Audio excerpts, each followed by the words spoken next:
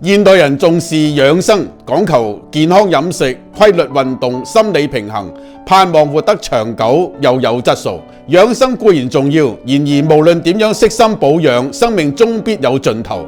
聖經提醒我哋，按着定命，人人都有一死。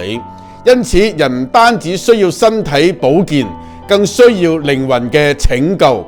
耶穌嚟到世上，唔只係教導人點樣生活得更好，而係賜下永生嘅應許。佢話：我來了係要叫人得生命，並且得的更豐盛。如果冇永生嘅確據，養生只係延長有限嘅歲月。